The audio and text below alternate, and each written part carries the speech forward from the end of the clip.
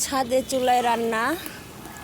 এই যে টমেটো দিয়ে সরপুঁটি মাছ,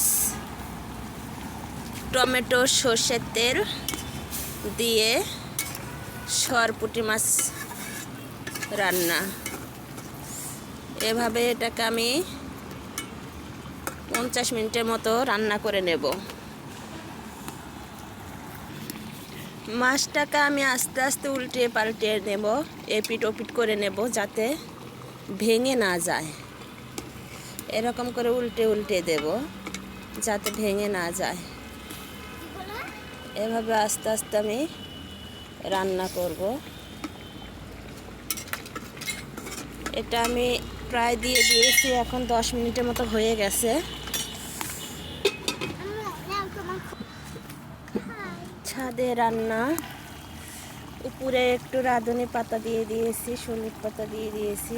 দেখেন কেমন হচ্ছে আজকের দিনটা, মানে আকাশটা কীরকম লাগতেছে। এই যে আকাশটা কীরকম একটা ঘোলা ঘোলা মেঘলা মেঘলা, কুয়াশা কুয়াশা, শীত পড়ে যাচ্ছে। আমার পুচকো আমার সাথে সাথে দুষ্টুমি করতেছে।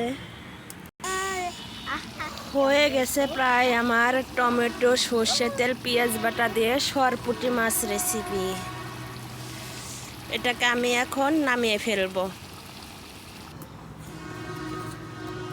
নামিয়ে ফেললাম। হয়ে গেছে আমার টমেটো দিয়ে সরপুঁটি মাছ রেসিপি। তো এটা কিন্তু অনেক মজা হয়েছে। এটা আরও মাখো মাখো করে রান্না করতে হয়, কিন্তু আমি একটু ঝোল ঝোলই রাখছি। আমার পরিবারে তরকারি একটু বেশি লাগে, মানুষ বেশি, তার জন্য। তো আপনারা এরকম করে রান্না করে খেতে পারেন। আল্লাহ হাফেজ। বিসমিল্লাহির রহমানির রহিম।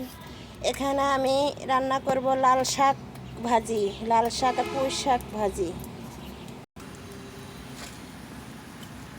দিয়ে দেব পরিমাণ মতো রসুন কুচি আর পেঁয়াজ কুচি আর কাঁচামরিচ।